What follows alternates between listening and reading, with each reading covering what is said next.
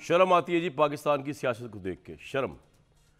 मतलब मैं आज MQM के रहनुमा का वो बयान सुन रहा था, वो बड़े फ़ख्र से बता रहे थे कि हमने भी जनरल बाजवा से रब्ता किया था रहनुमाई लेने के लिए। मतलब 3 हरफ है ऐसी सियासत पे।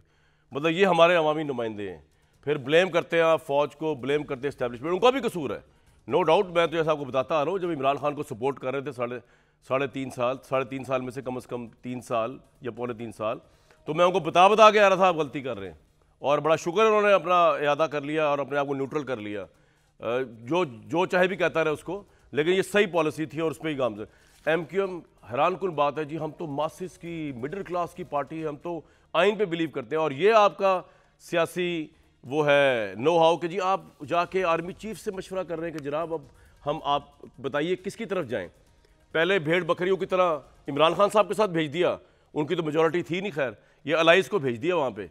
उन्होंने समझा कि मेरी मेजॉरिटी है इमरान साहब ने।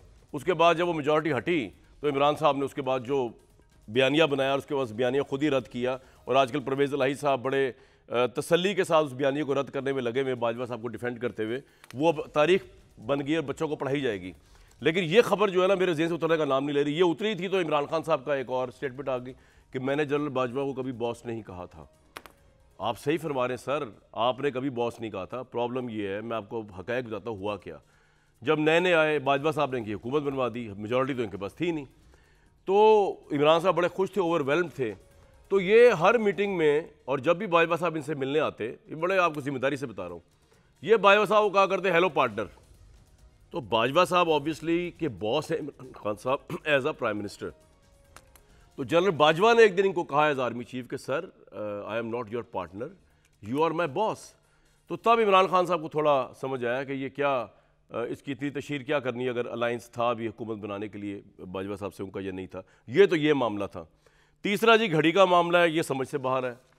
अगरचे पाकिस्तान में बहुत बड़े बड़े मिसाइल हैं जिनके ऊपर हमारा फोकस नहीं जा रहा, ये घड़ी को हम लेके बैठ गए। इमरान खान ने डिक्लेयर कर दिया ये घड़ी। आप कहें कि बड़ा चीप मामला था, तोहफों को बेचना नहीं चाहिए था, नादिर तोहफों को बिल्कुल नहीं बेचना चाहिए था, सऊदी अरब को तोहफों को बेचना चाहिए था, लेकिन अभी ये साबित होना है कि इमरान खान ने कोई गैर कानूनी हरकत की है। उन्होंने अगर घड़ियाँ पॉलिसी के तहत लेकर बेच दी तो ये तो कोई गैर कानूनी काम नहीं है। इस पर आप अखलाकियात के सवाल उठा सकते हैं, इस पर आप ये कह सकते हैं कि इमरान खान जैसा शख्सियत जो है उनको जेब नहीं देता था। ये तमाम चीज़ें अपनी जगह पे हैं। लेकिन आज ये जो ऑडियो आई है ना, मैं इसको एक और तरह से देखता हूँ। अब कुछ बातें ऐसी हैं जो मैं कर ही नहीं पाऊँगा शायद ऑन एयर।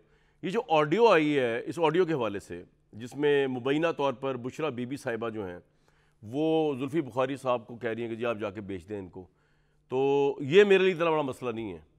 ऑब्वियसली वो तो ओन किया इमरान खान ने कि मैंने ये घड़ियाँ बेची हैं इमरान खान साहब ने, तो वो कोई ऐसा इशू नहीं है। प्रॉब्लम ये है कि ये ऑडियो की टाइमिंग बड़ी गज़ब की है। ये ऑडियो क्या इंडिकेट कर रही है, ये ऑडियो क्या बता रही है?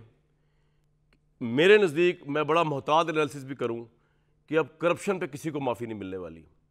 ये मैं आपको बता दूँ, करप्शन जो है ना, वो जो इस वक्त मुल्क के अंदर जो लोग इस मुल्क को चला रहे हैं या जो इस मुल्क के अंदर फ़ाल लोग हैं, zero tolerance for corruption.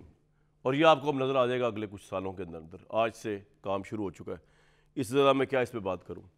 Imran साहब भी इस बात को एक दही की लस्सी की तरह ना बढ़ाई जा रहे हैं। भाई आप सीधा सीधा प्रेस कॉन्फ्रेंस करें, आप बताएं कि आपने बेचने वाला मामला था आपका, जो आपने कहा F7 में बेची आपने घड़ी, जिसको दूसरे चैनल से मुबैना तौर पे या दूसरे शख्स ने आके कहा कि नहीं जी ऐसा कोई मामला नहीं हो, तो मुझे बेची है इतनी महंगी।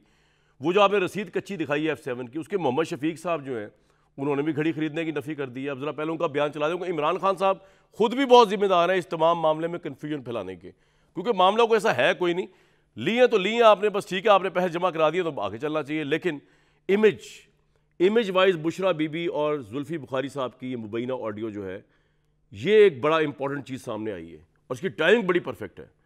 जिसने भी निकाली है वो आउटस्टैंडिंग टाइमिंग है इसकी। सुनवाई शफीक साहब ने डिनाई किया हुआ है तहरीक इंसाफ के इस क्लेम को कि घड़ी वहाँ बेची गई थी।